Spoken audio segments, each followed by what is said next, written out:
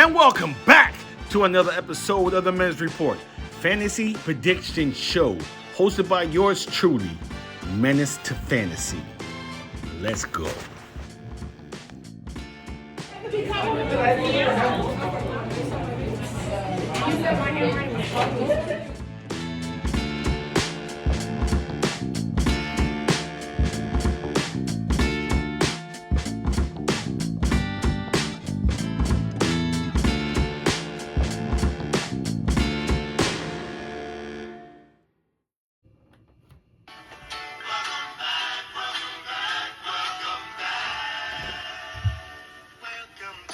And welcome back to another episode of the Men's Report, Fantasy Prediction Show. Yeah, folks, I got that energy. Fantasy is back. It's officially back. Come on. Hold up. Ladies and gentlemen, like I said, we're officially in go mode. If you don't know, Dynasty is a go. In unordinary GMs, we got the draft order posted. There was no trades made, so everybody stayed in their draft spot. Not saying that trade can't go down, it's never too late, but we're all set up. This is going to be a slow draft, rookie draft. We'll get it done. No rush, but at least we got something to do. Hopefully everybody did a little homework. We don't have no mistakes like last year. So good. I'm not going to let that fly. That was my bad. My mistake. Apologize, Uptown. That's all on me. We're not going to let that shit fly no more. You better know who you're going with and what position they play, because whatever name you say, that is sticky. All right, now, I put it in the chat on our Dynasty League, Unordinary GMs. I put in there everybody's previous balances when it comes to the fab money. I will add the other money in there. I will update that. We got the draft order in there with the number 1 pick. We got Squad. Number 2, we got Ice. Number 3 is Grid. Number 4 is Uptown. Number 5 is The Accountant. Number 6 is D-Block. Number 7 is Menace. Number 8 is Money. Number 9 is Eric. And at the number 10 spot is the returning champ, Chaz. So we got the draft order. Folks, the draft is going to be done in the chat. As people put their selections there, I will update the rounds, each round. So it also will be pinned, so it will be there. Okay, so one squad goes ahead and gets it started. We'll be rocking and rolling. All right? Now, I also put in there, please, you have to use a laptop, a Chromebook, a desktop to set your keepers. If you plan on, now what we rewind selector, you can only hold 24 roster spots in Dynasty, 24. So when you go in to set your keepers, if you plan on, say we got 3 rounds of rookie draft, if you plan on drafting 3 rookies, please only select 21 keepers. Last year, it was the hardest thing. The people didn't set their keepers. I was sitting there guessing who I needed to drop. Oh, but I wanted, what do I want? Y'all would make my life easier if you just go in there and set your keepers, and I'm not dropping people that you wanted. So please, set your keepers. If you know you're only doing a first round pick, then make sure you keep 23 people and leave 1 spot open for that rookie. So just make it easy on me. I'm trying to help out the commish Grid, and I'm pretty sure I'll let him do it that he did last year. That's his new rule. He's going to have the date where the money is due. If you don't have the money in, you're going to be locked. He's the commissioner. This is his league, his rules. It's $50 anyway. If you ain't got $50, because you should be playing fantasy football. It's $50. Come on, man. So I wanted to hop in because I was excited, and let's go into it. So let me talk about something real quick on this Memorial Day weekend. No, yeah, happy Memorial Day. I hope y'all enjoyed your little cookouts and barbecues y'all went to. I just chilled at the crib and got nice. I ain't going nowhere. Stayed local. So that's it. Since we're dynasties ago, let's talk about some buy low candidates in Dynasty. Okay, when I talk about buy low, these are some guys who are talented, and they still have signs that they can flash and make big splash plays. Now, over the recent season, their value has dipped.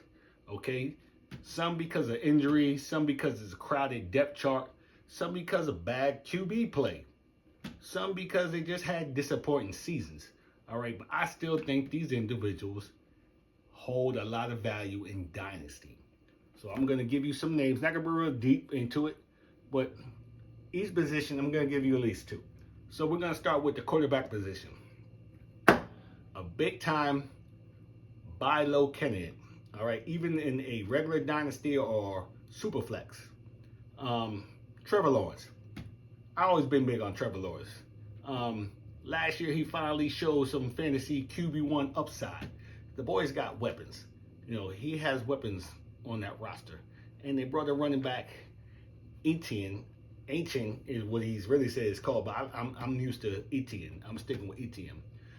If that Jaguar offense stabilizes and they become consistent, Trevor Lawrence jumps right back into the elite conversation.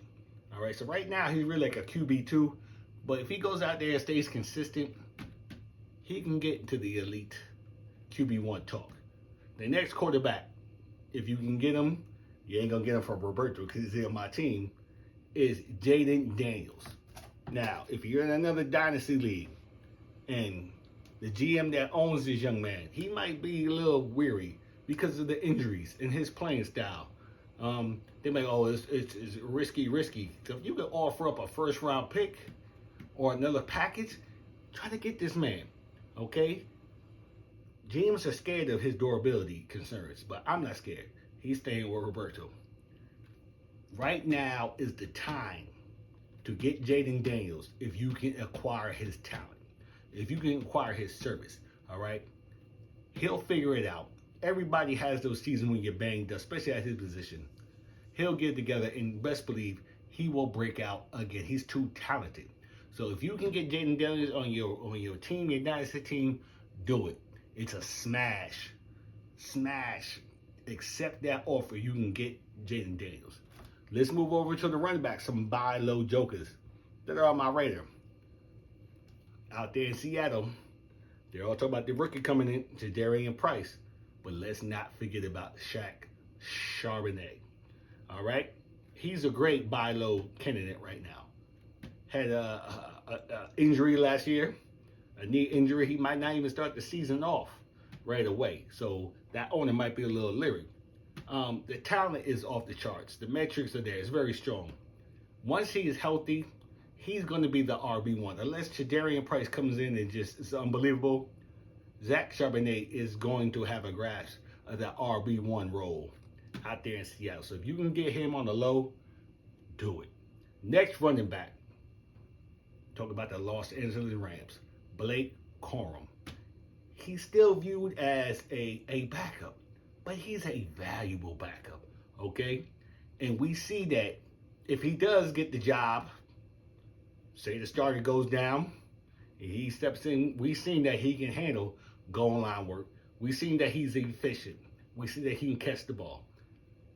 If he takes the RB1 job because of injury, it's a massive pathway to RB1 workload, and the results will shine. He will shine in the offense. So Blake Corum is the second running back that's on my radar on the low. He's a good buy low candidate. Smash if you can get that. Let's hop over to the wide receivers. First one is very obvious. Brian Thomas Jr. Brian Thomas Jr. down in Jacksonville. I'm already talking about his quarterback. He had a bad sophomore year. He came out rookie year balling. This is a classic dynasty buy low. People are hurt. Some people kept him or drafted him first round, early second round last year, and he did not produce. They got some hurt feelings right now. So if you can acquire him, you get him. You got a late first round pick. I say that. I think offering a late round first pick is not disrespectful for this man. He is bound to show his talent and bounce back. So it's a smash for me taking up Brian Thomas Jr. The next wide receiver, and I've been burnt by this young man 2 years. But if I can get him on the low, I would acquire him. Marvin Harrison Jr. People are just frustrated. I was frustrated with him. 2 years, he's off to a slow start for his career. The talent hasn't changed. The talent is there. Okay? I don't know who the quarterback's going to be. It might be Jacoby Brissett or somebody else, but the talent is there. It is bound to happen for this young man. He's too talented. So if you can get him on the low, I'm not saying offer a first round pick for him, but if you can get him on the low, get Marvin Harrison Jr. All right, let's hop over to the tight end. All right, first one, Tucker Kraft. Injury, he was injured. This is a real good buy low candidate because just go based off the injury. He's a young athletic tight end. He's already shown high end flashes of his ability. And usually a joker young like that, it's going to bounce back quickly. So Tucker Kraft is a good buy low candidate at the tight end position. The next tight end is Terrence Ferguson. He's a deep sleeper. Athletic profile is strong. He's very efficient. He's got a couple aging veterans ahead of him, but his talent will not be denied. He'll be on that field. So, ladies and gentlemen, that was something real quick. I was just happy to hop in and talk about this dynasty because I'm ready to rock. Folks, dynasty is where it's at. It's my new favorite form of playing fantasy football is dynasty. So I'm excited. So let's end this correctly, folks. I tell you, I want to hop in and hop out. Ladies and gentlemen, we getting this draft going. Once that first pick gets in there, I bet you it will start flowing. And Ice, I know you got the second overall pick. If I was you, I would go Cornell late. The other dude, and I gotta say his name, that you're talking about, he's talented, but I'm going with the safer bet. I'm going Cornell Tate. So, ladies and gentlemen, let's end this. Thank you for liking. Thank you for subscribing. Thank you for watching. Peace.